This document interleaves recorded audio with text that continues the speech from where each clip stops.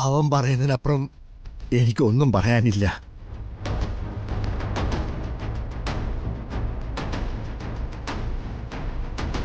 എന്നാ എണീക്ക് സാറേ. ഇതുകൊണ്ട് ആകാശം ഇടിഞ്ഞു വീഴാനൊന്നും പോകുന്നില്ലല്ലോ.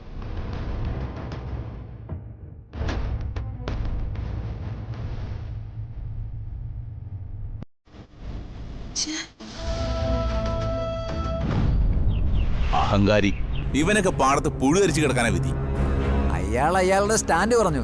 അത് അയാളുടെ റൈറ്റ് അല്ലേ പ്രൊഡ്യൂസറെ? എന്തോന്ന് റൈറ്റ്? കുറച്ച് കാശും കിട്ടും, ഫ്രീ ആയിട്ട് കുറച്ച് പബ്ലിസിറ്റിയും കിട്ടും. സാറ് വണ്ടിയിൽ കയറും.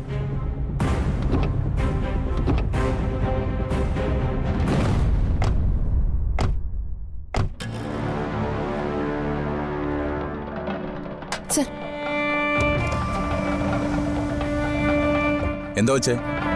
എനിക്ക് ഡയറക്ടർ സാറിനോട് സംസാരിക്കണം.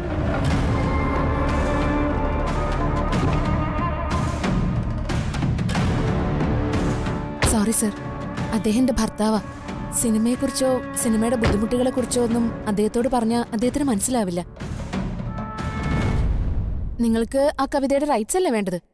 അത് ഞാൻ ഒപ്പിടിപ്പിച്ചുതരാം. കുട്ടിയെ കൊണ്ട് സാധിക്കുമെങ്കിൽ ഞങ്ങൾക്കതിൽ സന്തോഷമേ ഉള്ളൂ. വെറുതെ വേണ്ട. ഒരു കവിത എഴുതുന്നതിന് 40,000 50,000 ഒക്കെയാണ് ഇപ്പോൾ കൊടുക്കുന്നത്. പിന്നെ ഞങ്ങൾ ഈ കവിത എടുത്ത് ഉപയോഗിച്ചുകൊണ്ട് അതും ഡയറക്ടർ സാറിന്റെ പ്രത്യേക നിർദ്ദേശപ്രകാരം 3 ലക്ഷം രൂപയാണ് ഞങ്ങൾ കൊടുക്കാൻ കൊണ്ടുവന്നത്. 3 ലക്ഷം രൂപയോ? അതെ, അതല്ലേ സാറ് പറഞ്ഞത് ഒരു ഗോൾഡൻ ചാൻസ് ആണെന്ന്. കുട്ടിയുടെ സംസാരം കേട്ടിട്ട് സിനിമയിൽ താല്പര്യമുള്ള ആളാണെന്ന് തോന്നുന്നു. അതെ സർ, എനിക്ക് ആക്ടിങ്ങിൽ താല്പര്യമുണ്ട്. ഇത് ഞാൻ ചെയ്ത ചില ഫോട്ടോഷൂട്ട്സിന്റെ പിക്ചേഴ്സാ. ഓഹോ,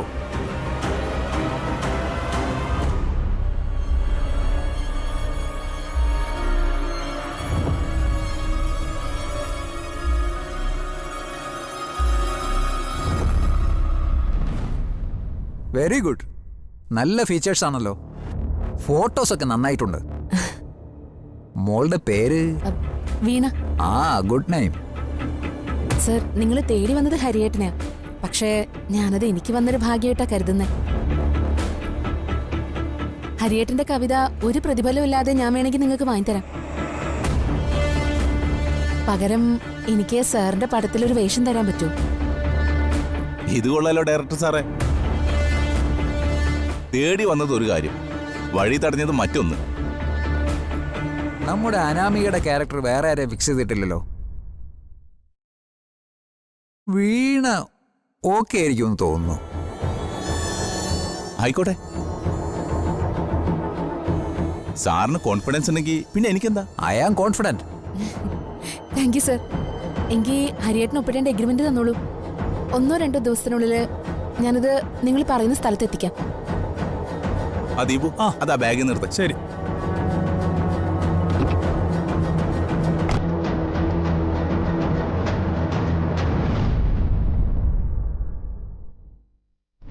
പറഞ്ഞത് പ്രകാരം 3 ലക്ഷം രൂപയുണ്ട്. സിനിമയിൽ ഒരു പ്രധാനപ്പെട്ട വേഷം.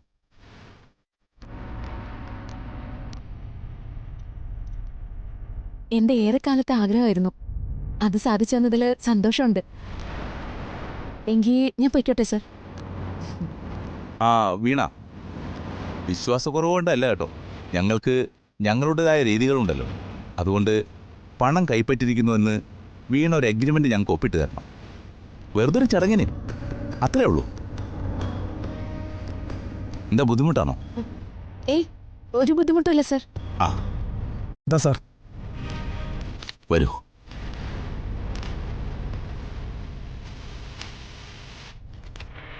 ഒപ്പിട്ടോളൂ.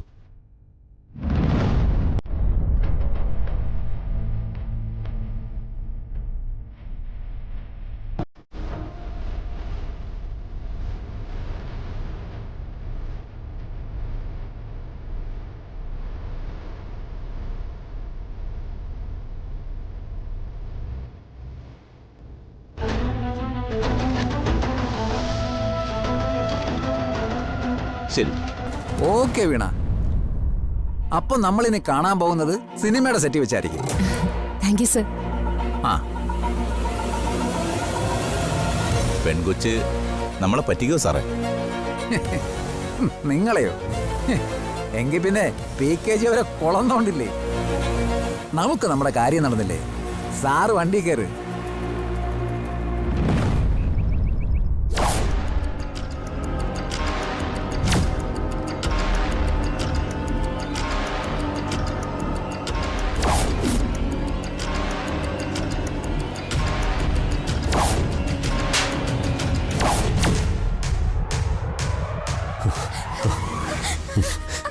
വിളിക്കേ വിളിക്കേ ചെറിയച്ഛനെ വിളിക്കേ.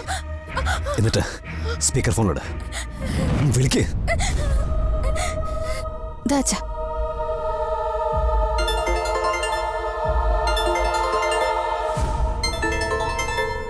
അച്ഛാ, നിത്യേച്ചിയാണല്ലോ. എടുക്കുമോളെ. ഹലോ നിത്യേച്ചി. അച്ഛനിപ്പോ എങ്ങനെയുണ്ട് ശ്രുതി? ഡിസ്ചാർജ് ആയി, വീട്ടിലേക്ക് പോന്നു. അവിടെ നിന്ന് ഇറങ്ങിയപ്പോ ഉച്ച കഴിഞ്ഞു. ഇപ്പൊ കുഴപ്പമൊന്നുമില്ലല്ലോ? ഇപ്പൊ കുഴപ്പമൊന്നുമില്ല ചേച്ചി. ഇനി അത് ആലോചിച്ച് ടെൻഷനൊന്നും ആവണ്ട. ഞാൻ അച്ഛന് കൊടുക്കാം. ആ മോളെ,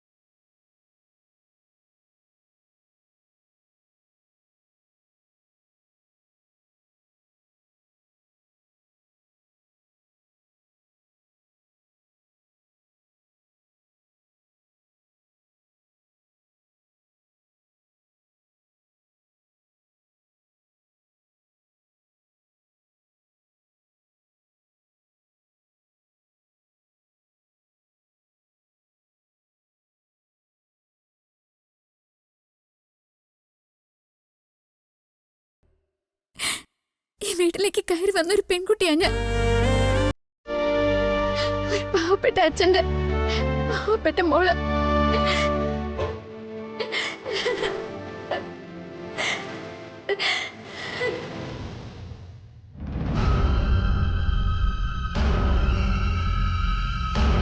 ചെറിയച്ഛൻ്റെ അടുത്ത് പോയിരുന്നതും വിശേഷം അന്വേഷിച്ചതൊക്കെ വിശദമായിട്ട് അവൾ പറഞ്ഞു.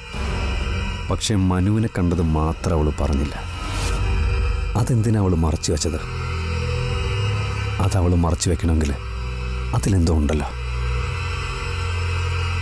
ഞാൻ അവൾ അത്രയേറെ വിശ്വസിച്ചതല്ലേ.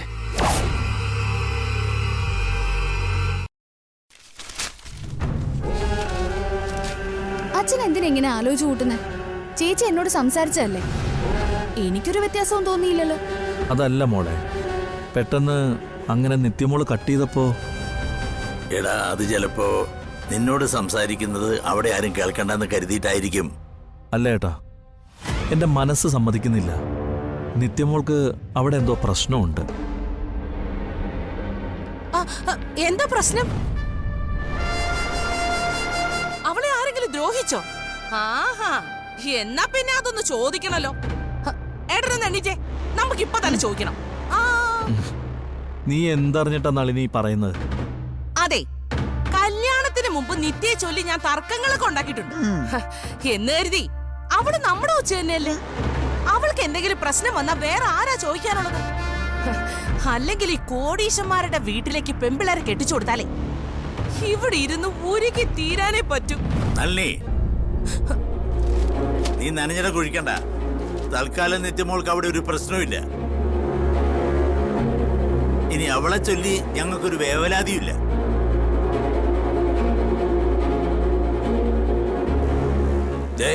ഒരിക്കൽ ഇതുപോലെ സ്നേഹിച്ച് ഒന്നിച്ച് ജീവിച്ചവരാ നമ്മള്. പിന്നെ തമ്മിത്തല്ലി. അത് വീണ്ടും ഉണ്ടാവരുത്. കുത്തിത്തിരിപ്പ് എന്തെങ്കിലും ആർക്കെങ്കിലും മനസ്സിലുണ്ടായാല് അതെന്നേക്കുമായിട്ടുള്ള പുറത്തേക്കുള്ള വഴിയാ. മറക്കണ്ട.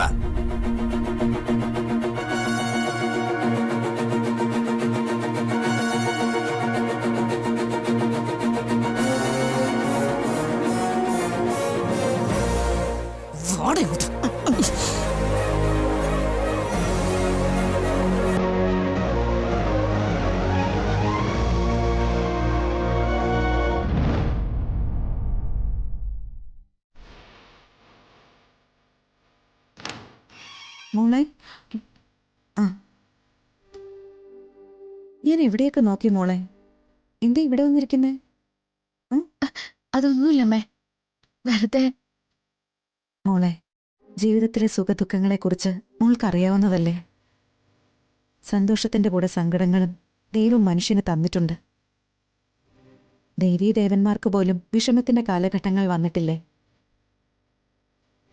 നമ്മളത് മനസാന്നിധ്യം കൊണ്ട് മറികടക്കണമെന്ന് ആ കഥകൾ കൊണ്ടൊക്കെ പറയാൻ ഉദ്ദേശിച്ചിട്ടുള്ളത്. എൻ്റെ മോൾ ഒറ്റയ്ക്കിരിക്കണ്ട. എന്തെങ്കിലും സങ്കടം തോന്നിയാൽ അമ്മയുടെ അടുത്തേക്ക് പോരണം, കേട്ടല്ലോ? ഒക്കെ നമുക്ക് മാറ്റിയെടുക്കാം മോളെ. ഇതുവരെ സംഭവിച്ചതൊക്കെ എൻ്റെ മോളങ്ങ് വിട്ടുകളഞ്ഞേക്ക്. കുഴപ്പമില്ലമ്മേ, അമ്മയുണ്ടല്ലോ എന്നെ ആശ്വസിപ്പിക്കാൻ. വാ വാ.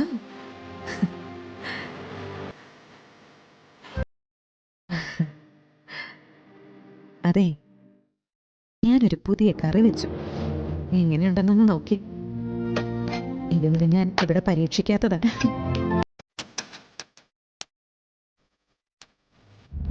ദാ.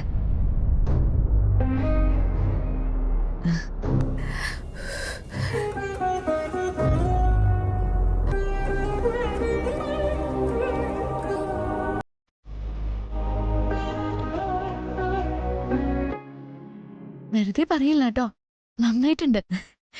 ഈ കറിക്ക് ഒരു പ്രത്യേകതയുണ്ട്.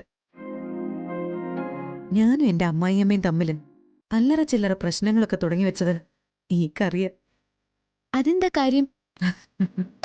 കല്യാണം കഴിഞ്ഞ് ഞാൻ വരുമ്പോൾ അടുക്കളയിൽ അമ്മയുടെ ഭരണമായിരുന്നല്ലോ. ഒരു ദിവസം അമ്മയ്ക്ക് സുഖമില്ലാതായപ്പോൾ ഞാനൊരു കറി വെച്ചു. ഇതേ കറി. രഘുവേട്ടൻ അത് സന്തോഷത്തോടെ കഴിച്ചു എന്ന് മാത്രമല്ല, ഒരുപാടങ്ങ് പുകഴ്ത്തി പറയുകയും ചെയ്തു. എന്നുവെച്ചാ ഇത്രയും രുചിയുള്ള ഭക്ഷണം ഇന്നുവരെ കഴിച്ചിട്ടില്ല എന്നൊക്കെ. അമ്മയ്ക്ക് ദേഷ്യം വരാൻ വേറെ വല്ലതും വേണോ? അന്നത്തോടെ ഈ കറി വെക്കൽ അവസാനിച്ചു. പിന്നെ 1-2 വട്ടമൊക്കെ വെച്ചിട്ടുണ്ട്, രഘുവേട്ടൻ വല്ലാണ്ട് നിർബന്ധിച്ചപ്പോ. ആണുങ്ങൾ പാവങ്ങളാ. മനസ്സറിഞ്ഞുണ്ടാക്കുന്ന ഒരു ചെറിയ വിഭവം മതി അവര് നമ്മളെ പുകഴ്ത്താനും നമ്മളെ സ്നേഹിക്കാനും. ജീവൻ ഇന്നുവരെ ഏറ്റവും ഇഷ്ടപ്പെട്ടത് ഞാനുണ്ടാക്കുന്ന ടേസ്റ്റ്. ഇനി വേണമെങ്കിൽ മോൾ എന്നോടൊന്ന് മത്സരിച്ചു. എന്നിട്ട് എന്റെ മോനെ പൂർണ്ണമായും അങ്ങ് തട്ടിയെടുത്തു. ഇങ്ങനെയൊക്കെ സംസാരിക്കാൻ അമ്മയെക്കൊണ്ട് മാത്രമേ കഴിയൂ. എത്ര നന്നായിട്ടാ അമ്മ ജീവിതം കൈകാര്യം ചെയ്യുന്ന. എനിക്കിതാ അമ്മയുടെ അടുത്തുനിന്ന് പഠിച്ചെടുക്കണ്ടേ. ആ, പറയാൻ മറന്നു. ഉച്ചയ്ക്ക് കഴിക്കാൻ സാറേയും മനുവിനെ ഞാൻ വിളിച്ചിട്ടുണ്ട്. ആണോ? ആ, ഇന്ന് ഞാനും സഹായിക്കാം. നമുക്ക് എന്തേലും കൂടി ഉണ്ടാക്കാമേ. ചെയ്യാലോ. അതിനു മുൻപ് എന്റെ കുട്ടിയുടെ മനസ്സ് നേരെയായോ? ഇപ്പൊ ഓക്കെയാണ്. സത്യം.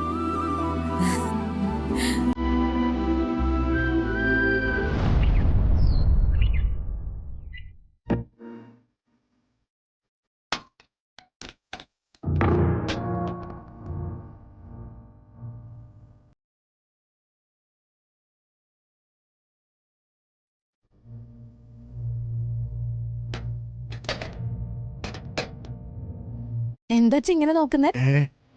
ഒന്നുമില്ല. അല്ല, നീ എന്താ ഇങ്ങനെയൊക്കെ ചെയ്യാന്ന് വിചാരിച്ചേ? എത്ര ദിവസം വെച്ചിട്ടാ ഹരിയേട്ടനെ അച്ഛനെ ബുദ്ധിമുട്ടിക്കുന്നത്? ഇനി കഞ്ഞിയും കറിയൊക്കെ ഞാൻ ഉണ്ടായിക്കോളാം. ഒരുപാട് ചിന്തിച്ചെടുത്ത തീരുമാനം. ഞാനായിട്ട് ആരുടെ സമാധാനം കളയുന്നില്ല അച്ഛാ. ഹരിയേട്ടൻ വരാറായോ? അവൻ മുന്നിലുണ്ട്. എന്നാ കുറച്ചു കഴിഞ്ഞിട്ട് ഭക്ഷണം വിളമ്പോ. ഹരിയേട്ടനോട് പറഞ്ഞോളൂ.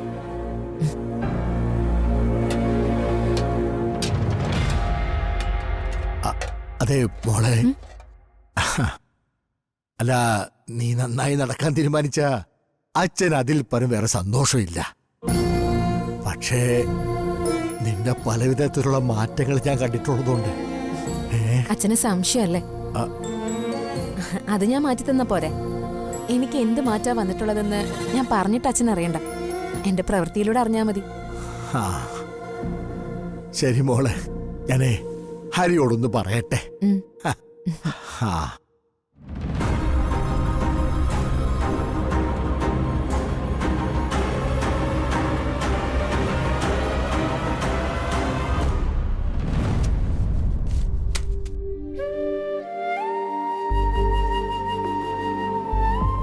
ആ ഞാൻ അടുക്കളയിലേക്ക് വരാൻ തുടങ്ങായിരുന്നു.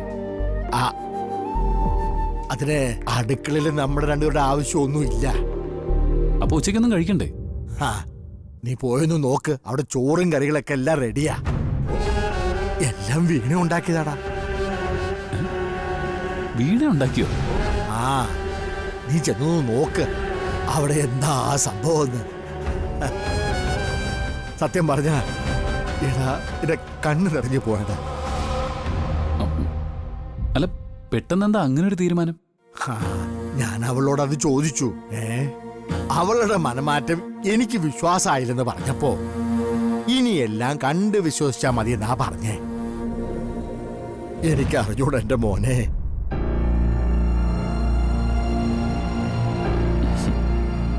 ആ നോക്കാം. അമ്മാവൻ വാ. ആ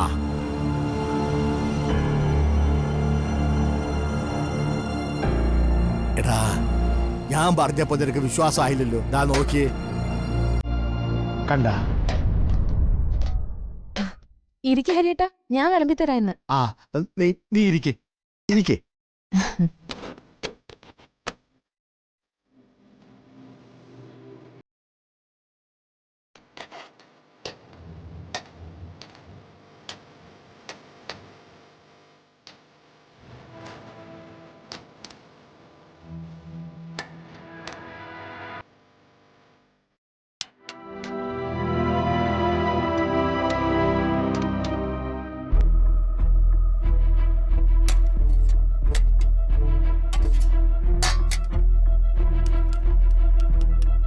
എല്ലാം നന്നായിട്ടുണ്ടാവണമെന്നില്ല.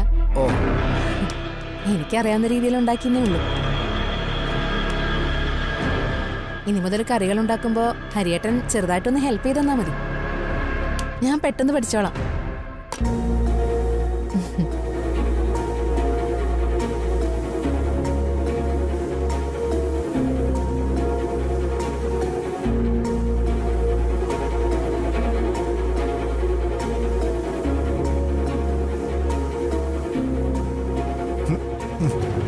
കൊള്ളാലോ മോളെ. അത് വേണ്ട, എന്തെടുത്ത് വായിൽ വെച്ചാലും നന്നായിട്ടുണ്ടെന്ന് പറയണ്ട. എന്തെങ്കിലും കുറ്റം കുറവുണ്ടെങ്കിൽ പറഞ്ഞു തന്നാലേ എനിക്കത് തിരുത്താൻ പറ്റൂ. അമ്മാവൻ വെറുതെ പറഞ്ഞല്ല, സ്വാദുണ്ട്. ഇതിവിടെ നീയും കൂടി ഇരിക്കും മോളെ. ഇന്ന് വേണ്ട, നിങ്ങൾ രണ്ടുപേരും മത്സരിച്ച് എനിക്ക് ഒരുപാട് വിളമ്പിത്തന്നതിന്റെ കടം ഇന്നിങ്ങനെ വീടട്ടെ. നാളെ മുതൽ ഞാൻ ഒപ്പം ഇരിക്കാം.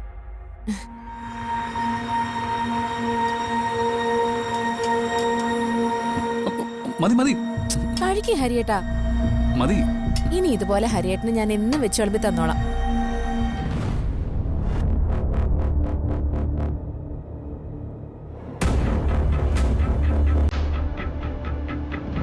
എന്താ അച്ഛ ഇങ്ങനെ ഊണിന് മുമ്പിൽ ഇരുന്ന് കരയുന്നോ? ഒന്നുമില്ല. ഈ വല്ലാണ്ട് സന്തോഷം വരുമ്പോഴേ ഈ കണ്ണീരങ്ങനെ ചാടി വരുമല്ലോ. ഈടാ അത്രേ ഉള്ളൂ.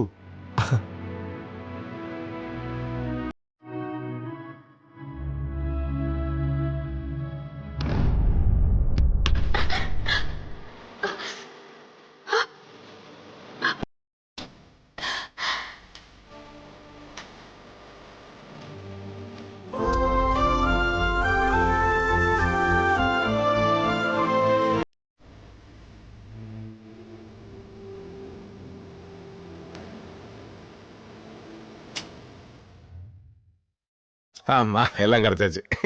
ഇപ്പൊ ഈ നേരത്ത് നീ കടയിൽ പോകേണ്ടി വന്നത് എന്തുകൊണ്ടാ ശരവണ? സാധനങ്ങൾ വാങ്ങിക്കാൻ പോകുമ്പോ ഒരു സാധനം ആ കടയിൽ ഇല്ലെങ്കിൽ ആ സാധനം മറ്റൊരു കടയിൽ കയറി വാങ്ങിച്ചോണ്ട് വരണം. പറ്റിപ്പോയമ്മാ. ആഹാ, ഇന്നേക്ക് യാരുടെ വക സ്പെഷ്യല്? സുജാത മേഡത്തോടെയാ അതോ നിത്യ മേഡത്തോടെയാ? ഐറ്റംസ് ഒക്കെ അമ്മയുടെ തന്നെയാ. ഞാൻ വെറും ഹെൽപ്പറല്ലേ. അതൊന്നും അല്ല ശരവണ, മോളുണ്ടാക്കുന്ന കറികൾക്കൊക്കെ നല്ല സ്വാദാ. എനക്ക് തെരയും. ഇന്നേക്ക് വിളമ്പുന്നതില് ഏത് നല്ല കറി ഇരുന്നോ അത് നിത്യ മേഡത്തോടെ കറി. അപ്പടിതാനേ? മേഡത്തെ എനക്ക് തെരിയാതാ. നിത്യ മേഡത്തോടെ തലയിൽ നല്ലതെല്ലാം വെച്ചു കൊടുത്ത് ആറാടിയിട്ടേ ഇരിക്കുമല്ലയോ ശരി ശരി നീ ഇപ്പൊ പോടാ. അപ്പാ മുരുക നല്ല ഇരിക്കട്ടും. ആ മോളെ ആ തേങ്ങ ഒന്ന് പൊട്ടിച്ച്.